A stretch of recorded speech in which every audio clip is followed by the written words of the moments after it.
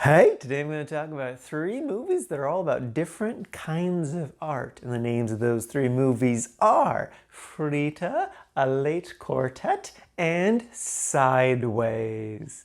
Also, side note, I went disc golfing today and got in a fight with a tree.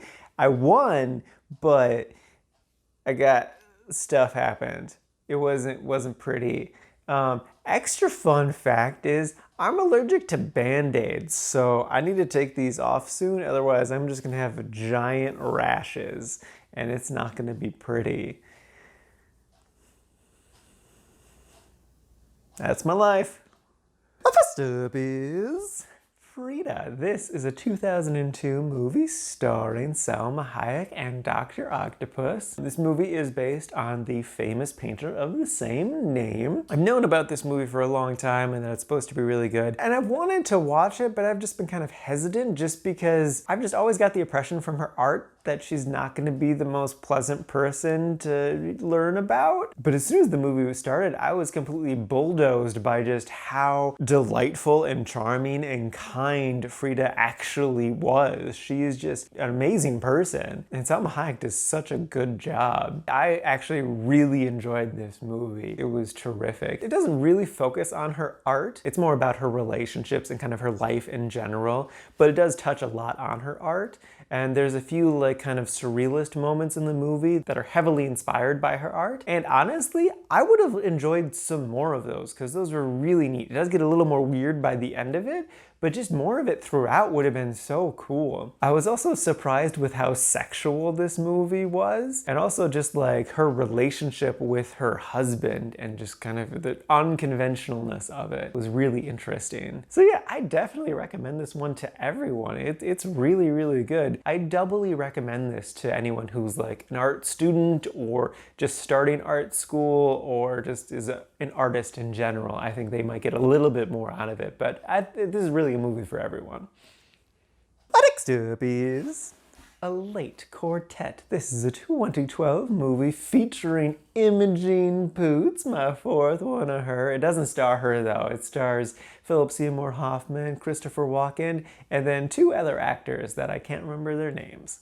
The basic premise is those actors I just mentioned, minus Imogen, are all part of a string quartet who have been together for roughly 25 years. Suddenly some stuff has kind of sprung up and it puts some pressure on the relationship of the quartet. So maybe things might be breaking apart or maybe they're gonna be better than ever. And yeah, it's a pretty good movie. I definitely enjoyed the story overall. I thought it was very, very well acted. I especially loved Philip Seymour Hoffman, mostly because I feel like I've seen him play big, strong, tough guys. He just has such a commanding presence. But in this movie, he's kind of more of a loser and pathetic at times. It was refreshing to see him like that. Imogen is great as always, though she's kind of just here for her sex appeal. But she still gave a great performance. The one time when she was kind of doing something a little more emotional, her original accent broke through and I was like, oh, I saw that.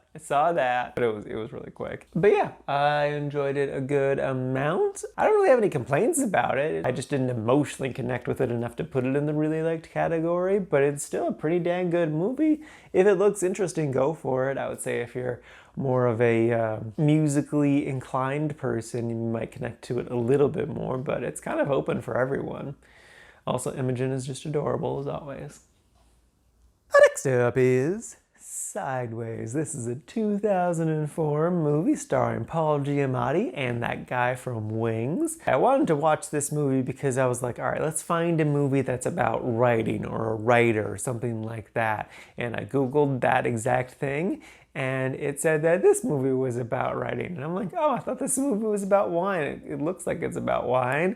And then I watched the movie and it's like, yeah, no, this movie is about wine. Google, you're wrong. Just because he's a writer does not make this movie about writing. The basic premise is that Paul Giamatti and the guy from Wings take basically a week-long bachelor party thing up in Napa Valley to just drink wine and do Gen X stuff. To no one's surprise, it's a very pretentious movie. It's got so many wine snobs in it. and it's just the pretentiousness just wafts off of it. But even with that, it was still an enjoyable time. This movie is definitely very of its time, especially like the outfits are so 2004. It's not really a bad thing though. My only real complaint is just that the second act felt kind of bloated. I was like, oh, we haven't started the third act yet. We're just kind of like mulling about. Let's pick this up a little bit. And then like 10 minutes later it was like, oh, okay, now we're in the third act. Cool. Good job, movie. Also, I could not tell if the guy from Wings was a good actor or not. Like, there was one scene where he got pretty emotional, and I'm like, damn, this dude is not a good actor. But then I kind of thought about it a little more, and I'm like, but maybe he's just being really realistic, because he does kind of sound like weird things that people do when they're really upset. Maybe this is him being really talented and showing off a really good moment, but it kind of sounds and looks really awful. So I don't know. I have no idea. But yeah, I enjoyed this movie. It was pretty good. Alrighty, now for today's rankings. First up, we got Frida sitting at number 42 in the really like section. And then after that is the Late Quartet sitting at number 61 in the quite like section. And then not too far behind that is Sideways, sitting at number 88, also in the quite like section. And this is out of a total of 171 movies so far this year.